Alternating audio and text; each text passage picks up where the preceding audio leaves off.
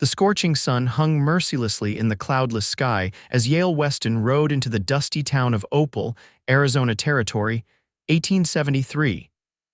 His weathered face revealed nothing, eyes as hard and unforgiving as the desert landscape surrounding him. The townsfolk scurried out of his way as his black stallion trotted down the main street, his reputation as a gunslinger preceding him. Yale had buried his heart years ago alongside his wife and child, leaving nothing but a hollow shell that knew only survival and solitude. "That's him," a man whispered to his companion as Yale dismounted outside the saloon. "The desert wolf." Yale ignored the whispers. They followed him everywhere since that fateful day in Tucson when he'd taken down 5 men single-handedly.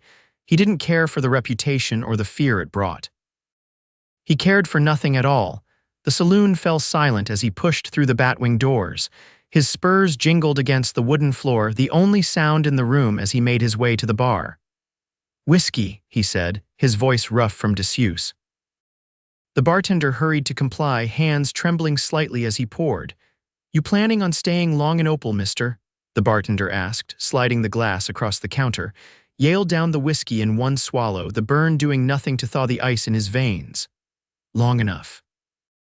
The truth was, Yale had nowhere to go and nothing to seek.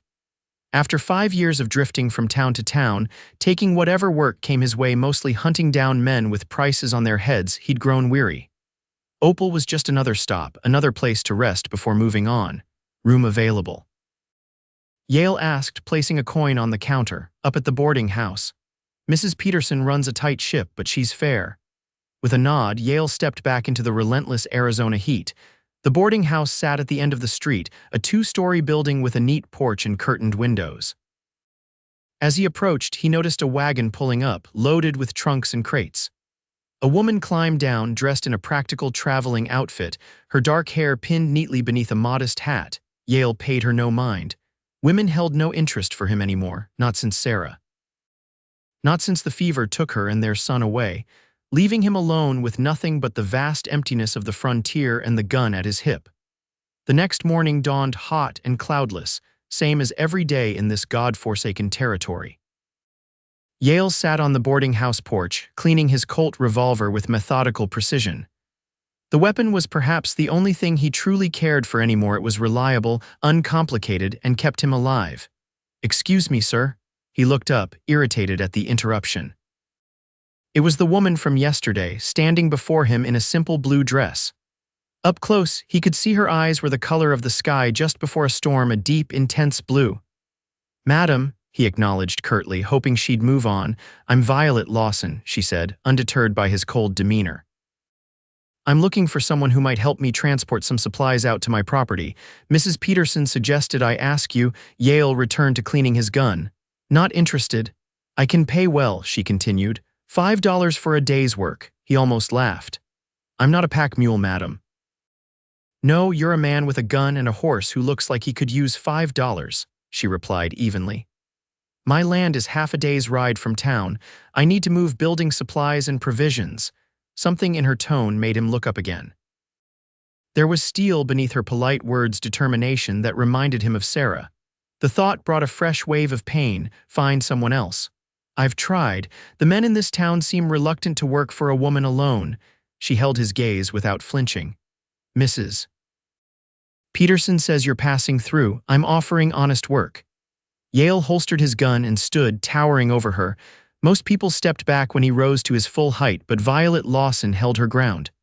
"What kind of property?" he asked, curiosity getting the better of him despite himself. 40 acres with water rights to Spring Creek. I'm starting a horse ranch." Yale couldn't hide his surprise. A woman alone, starting a horse ranch in Apache territory. For the first time, her confidence wavered. Not entirely alone. "I've hired 2 men from the Pima tribe to help with the horses once I'm established. But yes, it's my venture." "You're either brave or foolish, Miss Lawson." A ghost of a smile crossed her lips. "Perhaps a bit of both, Mr. Weston, Yale Weston," he surprised himself by answering. "Well, Mr. Weston, what do you say? 1 day's work for $5. Yale considered the woman before him. There was something about her that sparked an unwelcome interest, perhaps the absurdity of her ambition or the quiet dignity with which she carried herself. Either way, $5 was $5. I'll help you move your supplies, nothing more. Her smile brightened her entire face. Wonderful, I've arranged for the wagon to be loaded this afternoon. As he watched her walk away, Yale felt an uncomfortable stirring in his chest like dust being disturbed after years of settling. He pushed the feeling aside. This was business, nothing more. One day's work, then he'd move on, same as always. The loaded wagon creaked and groaned as they made their way out of Opal. Yale handled the team of horses with practiced ease while Violet sat beside him on the driver's seat, a rifle across her lap. "You know how to use that?" he asked, nodding toward the weapon. "My father taught me."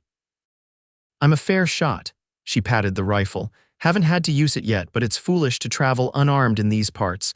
Yale grunted in agreement. "What brought you to Arizona territory? Not many women choose to come here, especially alone."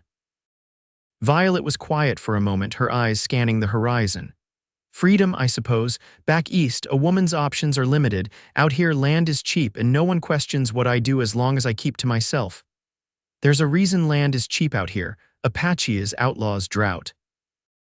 "I'm aware of the dangers, Mr. Weston." "Yale," he corrected, surprising himself again. "Yale," she repeated, and something about the way his name sounded on her lips made him grip the reins tighter. They traveled in silence for a while, the landscape unchanging, vast stretches of sun-baked earth, scrubby brush, and distant mountains shimmering in the heat. "Have you been in Arizona long?" Violet asked eventually. 5 years. "And before that?" Yale's jaw tightened. "Texas." Sensing his reluctance, she didn't press further. "I came from Philadelphia. My father died last year, left me enough money to start fresh. And no husband or family to object to you running off to the wilderness." A shadow crossed her face. "No husband. My mother passed when I was young. My aunt raised me, but she didn't approve of my choices." Yale nodded, understanding more than he let on. Society had rigid expectations for women: marriage, children, obedience. A woman alone starting a ranch would raise eyebrows anywhere, but especially in a place like Philadelphia. "There," Violet pointed ahead. "That's my land." In the distance, a small cabin stood near a cluster of cottonwood trees, a welcome splash of green in the otherwise barren landscape. A creek glinted in the sunlight, its banks lined with more vegetation. It was a good spot, Yale had to admit, defensible, with reliable water. "It's not much yet," she said, a hint of pride in her voice, "but it will be." As they approached, Yale could see that the cabin was solidly built but unfinished. The corral was half constructed, and lumber lay stacked nearby, waiting to be used. "The previous owner started building before the Apaches drove him off," Violet explained. "I got it for a fraction of what it's worth." "Because most folks aren't eager to move into a place where the last owner lost his scalp," Yale remarked dryly. Violet's expression remained composed. "He wasn't killed, just scared away. The local army commander assured me that relations with the local tribes have improved since the peace treaty." "Treaties mean different things to different people out here." They pulled up to the cabin, and Yale helped Violet down from the wagon. Their hands touched briefly, and he withdrew quickly, uncomfortable with the contact. "I'll unload by the cabin," he said gruffly. For the next few hours, Yale worked steadily, unloading supplies while Violet organized them inside the cabin. The sun beat down mercilessly, and by midday, sweat soaked through his shirt. He stripped down to his undershirt, conscious of Violet's occasional glances his way. "You should rest," she called from the cabin doorway. "I've made some coffee." Yale hesitated, then nodded. He hadn't planned on lingering, but the day was hot, and he needed water for himself and his horse before heading back to town. Inside, the cabin was surprisingly comfortable. Violet had arranged her meager furniture with care: a table, 2 chairs, a small bookshelf already filled with books, and a neat bed in the corner screened off by a curtain. The smell of coffee mingled with something else: freshly baked bread. "You've made this place homey quick enough," Yale remarked, accepting the cup she offered. "A home makes all the difference out here, I think." Violet sat across from him. "Too many settlers just exist in their cabins, treating them like temporary shelters instead of homes." Yale thought of the countless rooms he'd rented over the years, never staying long enough to leave any mark. Not everyone's looking to put down roots. "And you, Yale, are you always passing through?" The question caught him off guard. No one had asked him about his plans in years, mostly because he didn't have any beyond survival. Got nowhere particular to be, he admitted. No reason to stay anywhere either. Violet studied him, those stormy blue eyes seeing more than he was comfortable with. Everyone needs somewhere to belong eventually. Yale drained his coffee and stood abruptly. I should finish unloading. The afternoon wore on, and as Yale placed the last crate on the porch, he noticed dark clouds gathering on the horizon. The air had changed, becoming heavy with promise. Storm coming, he said as Violet joined him on the porch. She lifted her face to the sky, closing her eyes briefly. Good, the land needs it. The wind picked up, bringing the scent of rain and stirring the dust into small whirlwinds. Lightning flashed in the distance, followed by the low rumble of thunder. You should head back before it hits, Violet said. Though her tone lacked conviction, Yale knew she was right, but something held him there, watching the approaching storm with her. Won't make it to town before it breaks. You could. She hesitated. You could wait it out here. The offer hung between them, weighted with implications neither was ready to acknowledge. Yale should refuse his plan had been one day's work, nothing more, yet the thought of riding through a desert storm held little appeal. I'll see to the horses, he said finally. Accepting her invitation without explicitly acknowledging it, by the time Yale had unhitched the team and secured them in the partial corral alongside his stallion, the first fat droplets of rain were falling. He hurried back to the cabin, reaching the porch just as the skies opened. Rain pounded on the roof as Violet lit oil lamps against the sudden darkness of the storm. The cabin felt smaller now, more intimate in the golden lamplight. Hungry? She asked, moving to the small stove. I've stew simmering. Yale nodded, watching as she moved confidently around her kitchen. There was something about the way she inhabited the space, making it hers through small, deliberate actions, the arrangement of her few dishes, the herbs hanging to dry by the window, the careful way she stirred the pot. They ate in companionable silence, the stew rich and flavorful despite its simple ingredients. Outside, the storm raged, rain lashing against the windows and thunder shaking the walls. Tell me about your horses, Yale said, surprising himself by initiating conversation. What kind do you plan to raise? Violet's face lit up. I want to cross Morgans with Mustangs, create horses with the Morgans' strength and temperament but better adapted to the desert. Ambitious. The army always needs good horses, and so do the ranchers and miners coming west. Her eyes sparkled with enthusiasm. I've already arranged to purchase 2 Morgan mares and a stallion from a breeder in California. Yale found himself drawn into her plans, despite his intention to remain detached. She spoke with such passion and clarity of vision that he could almost see the thriving ranch she described. One woman managing all that will be difficult, he observed. I'm not afraid of difficult, she replied simply. Are you offering advice or criticism, Yale? Neither, just stating facts. Facts can change. She met his gaze steadily. I've never let what's probable stand in the way of what's possible. Something stirred in Yale's chest, an echo of feelings he'd thought long buried. This woman with her quiet determination and improbable dreams reminded him of who he had been once, before grief and loss hardened him. The storm continued through the evening, too fierce for Yale to consider leaving. Violet made a pallet for him near the stove, offering what privacy she could in the small space. I'll head back to town at first light, he said as they prepared to retire. Of course. Was there disappointment in her voice, or was he imagining it? I appreciate your help today. In the darkness, with rain drumming on the roof and occasional flashes of lightning illuminating the cabin, Yale lay awake listening to Violet's soft breathing from behind her curtained sleeping area. For the first time in years, he felt something other than emptiness, a curious restlessness, an awareness of another person that went beyond mere proximity. He told himself it was nothing. Tomorrow he would return to town, collect his payment, and move on. Violet Lawson and her fledgling horse ranch would become just another fading memory in a life filled with temporary stops. Morning brought clear skies and muddy ground. The desert had transformed, overnight puddles reflected the blue sky, and the air smelled fresh and clean. Yale stepped onto the porch, inhaling deeply. These moments after rain were rare and precious in the desert. Violet joined him, her hair loose around her shoulders. The creek's running high, she observed. Good for the land. Yale nodded, suddenly awkward in the morning light. The strange intimacy of sheltering together during the storm had created an unexpected connection, one he wasn't sure how to navigate in daylight. I should get going, he said, more gruffly than he'd intended. Of course. Violet disappeared inside, returning with a small pouch.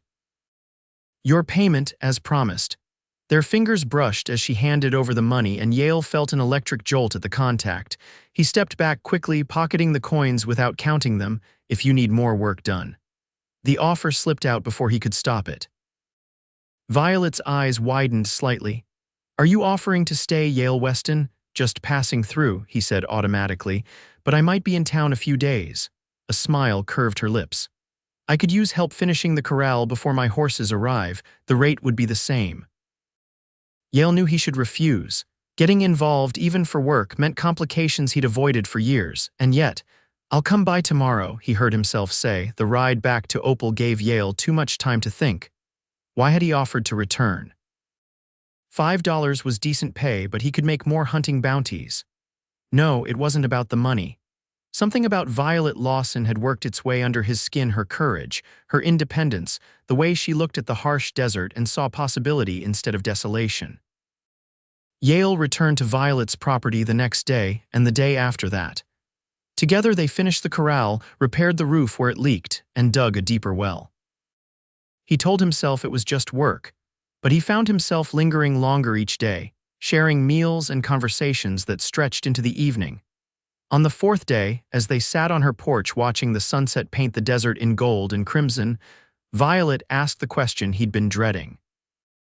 What happened to you, Yale?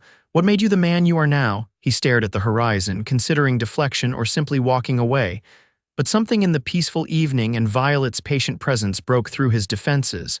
Had a wife once. Sarah. The name felt strange on his lips after so long.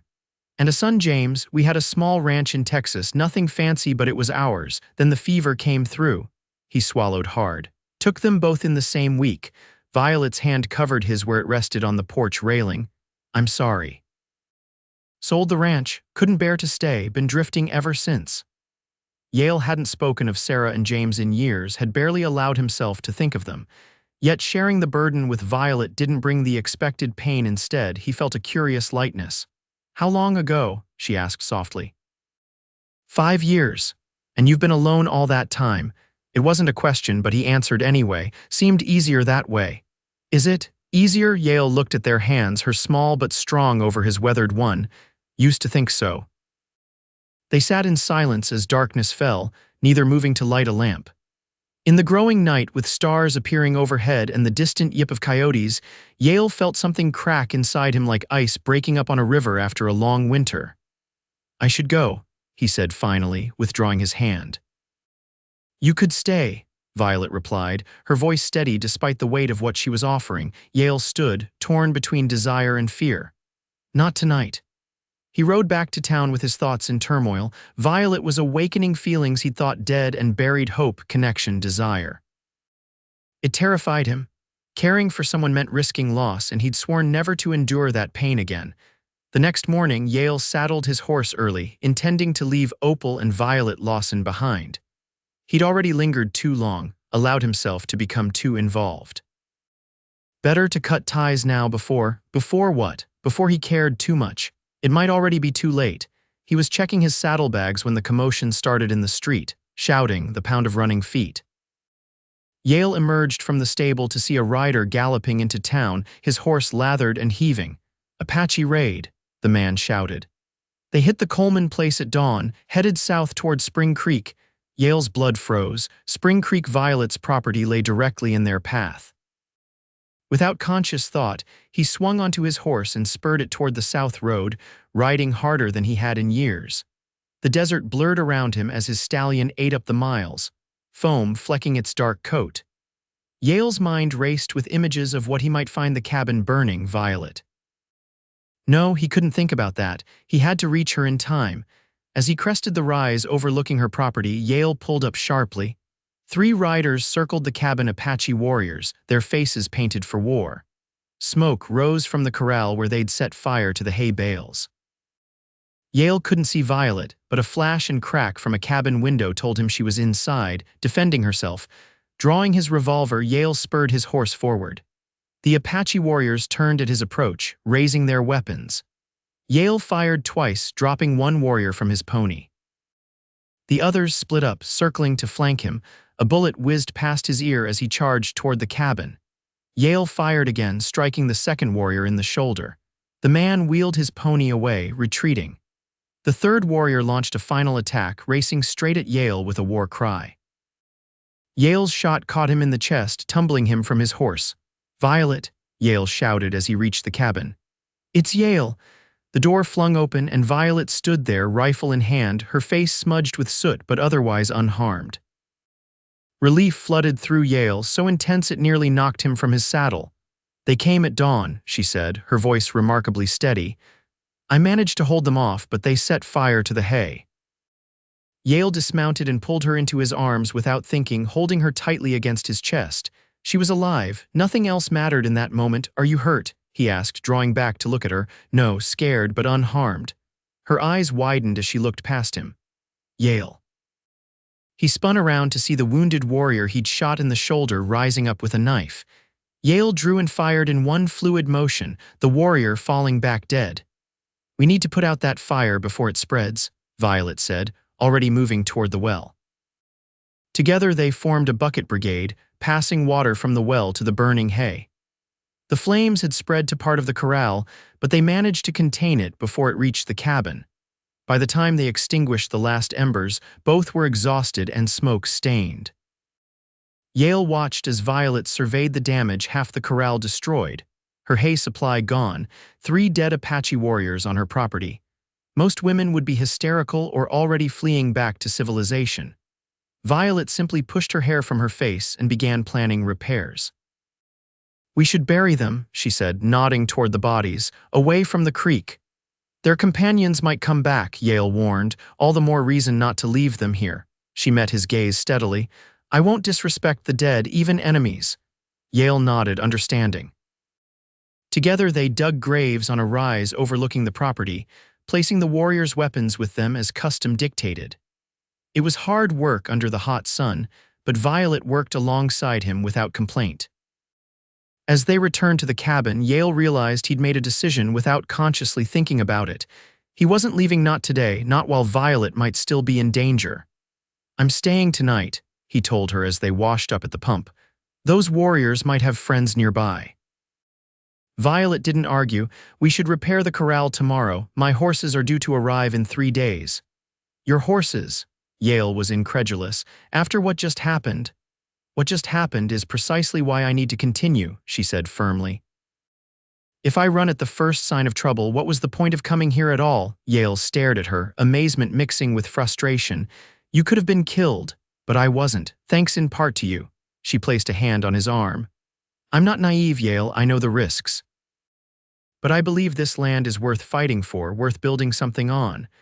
Her conviction stirred something in him, admiration, yes, but also longing. How long had it been since he believed in anything so strongly? That night they sat before the small fireplace, each lost in thought. The attack had changed things between them, creating a new intimacy forged in shared danger. "Why did you come back?" Violet asked suddenly. "How did you know I was in trouble?" Yale couldn't lie to her. "I was leaving town when the news came about the raid. I knew you might be in their path." "You were leaving." It wasn't a question. "Without saying goodbye, I'm not good at goodbyes, or at staying," she observed quietly. Yale stared into the flames. "Not since Sarah and James. And now." He looked at her then, really looked at her, the strength in her slender frame, the intelligence in her eyes, the quiet determination that defined everything she did. "Now I don't know," he admitted. "All I know is I couldn't bear the thought of you in danger."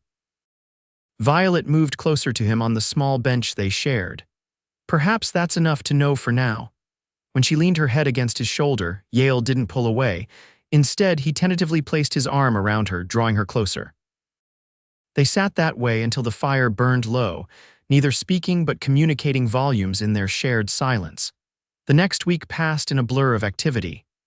Yale and Violet repaired the corral and rebuilt the hay storage with a stone foundation that wouldn't burn as easily.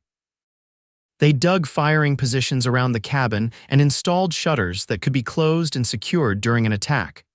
Through it all, their connection deepened, expressed more in shared work and quiet moments than in words.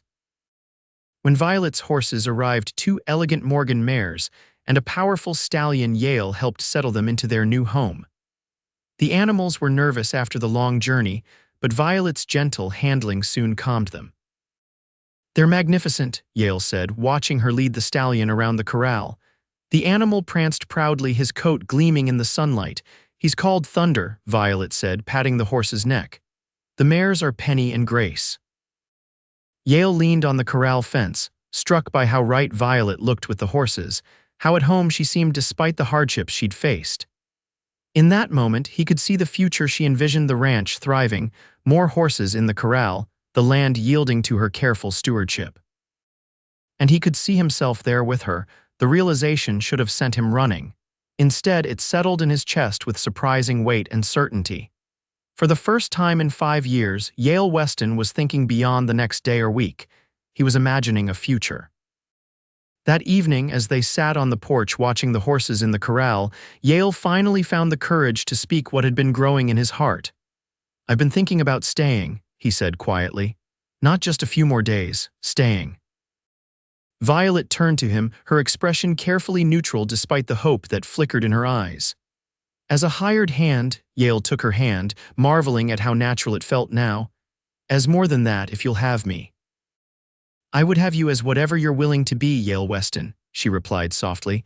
"But I won't accept less than all of you, not just your hands for work or your gun for protection. My heart's been dry for a long time, Violet." He struggled to find the right words. "I can't promise it will be easy. I never asked for easy," she smiled then, the expression transforming her face. "I only ask for honest." Yale reached out to touch her cheek, his calloused fingers gentle against her skin. "Then honestly, I think I'm falling in love with you, Violet Lawson. And it scares the hell out of me. Being scared means you have something to lose," she whispered. "It means you're alive again." When he kissed her, it felt like rain breaking a drought, life-giving, necessary, and long overdue. Yale pulled her closer, marveling at how perfectly she fit against him, how her touch seemed to heal wounds he'd carried for years. That night, as they lay together in the narrow bed, Violet's head resting on his chest, Yale felt the last of his defenses crumble. He had spent 5 years running from pain, only to find that in running, he'd also cut himself off from joy, from connection, from life itself. "I used to dream of rain," he confessed in the darkness. "After Sarah and James died, when I was in the worst of my grief. I would dream of standing in a downpour, letting it wash everything away." Violet propped herself up to look at him, her expression solemn in the moonlight streaming through the window. "And now I think maybe the rain wasn't meant to wash everything away." He stroked her hair, marveling at its softness. "Maybe it was meant to help new things grow." The weeks that followed were the happiest Yale had known since before the fever took his family. He and Violet worked side by side, expanding the corral, building a proper stable, preparing for the breeding season. Word spread about Violet's Morgan Mustang cross, and a few local ranchers came to see the stallion, expressing interest in future foals. Yale found himself settling into a role he'd never expected to fill again, that of a partner, a builder, a man with stakes in the future. He sent for his savings from a bank in Tucson and used the money to purchase lumber for a proper barn. At night, he and Violet planned expansions to the cabin, dreaming together of what their home might become. Home. The word no longer felt foreign on his tongue. Not everything was smooth. Yale still had nightmares sometimes, waking in a cold sweat calling for Sarah and James.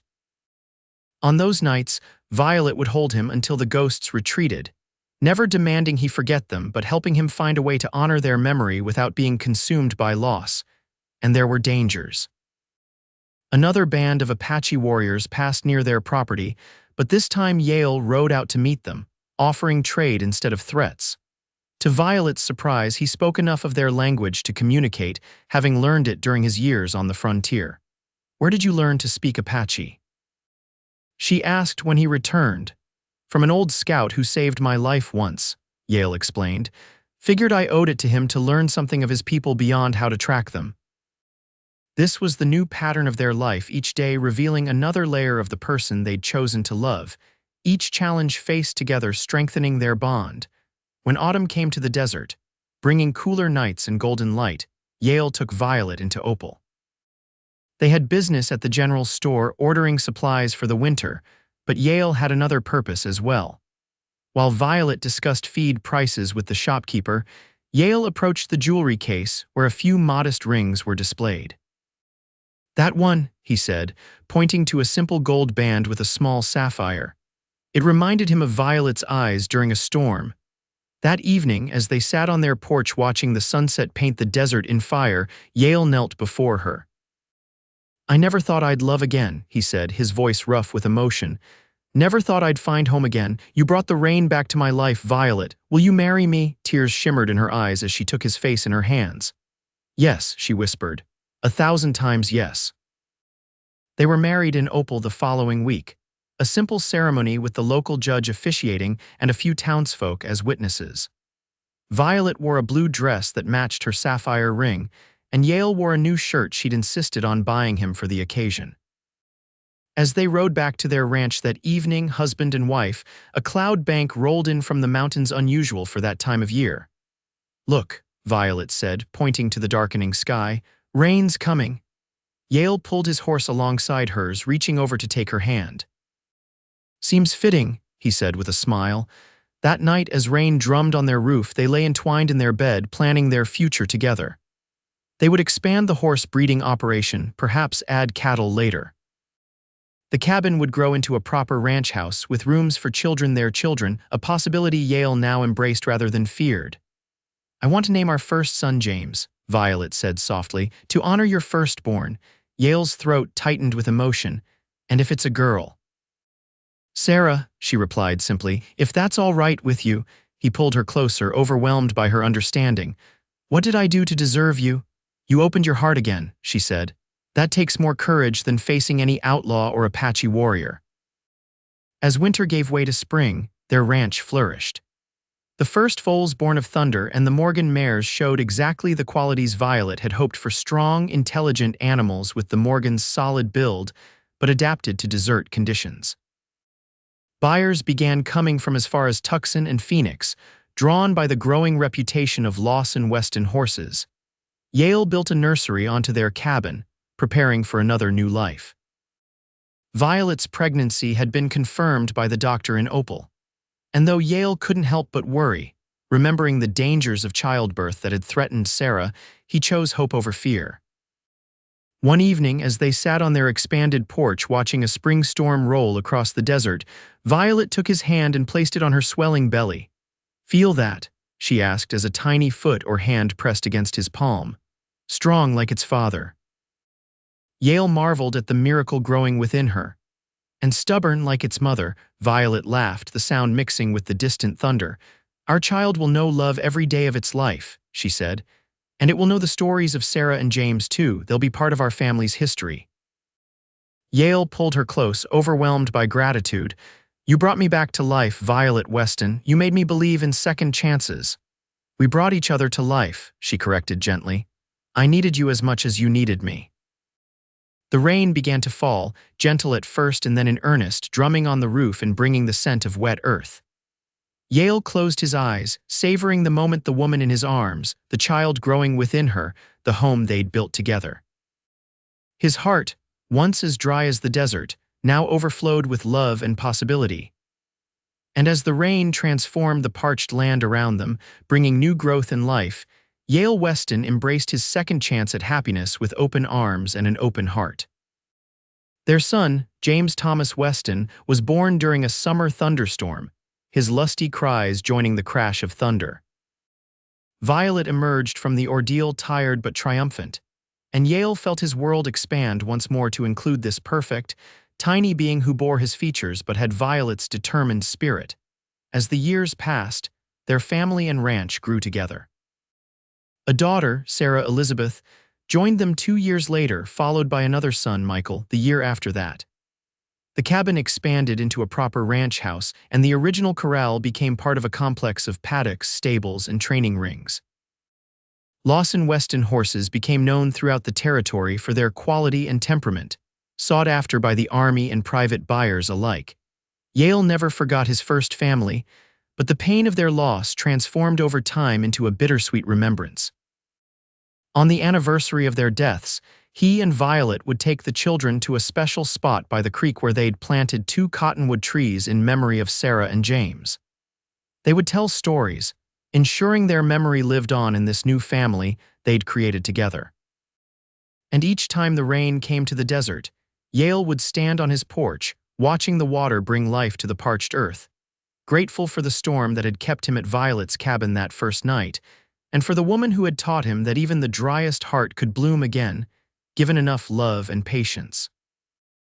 In the end, Yale Weston, once known as the Desert Wolf, once a man who believed himself beyond redemption, found his greatest strength not in his gun or his solitude, but in the courage to love again.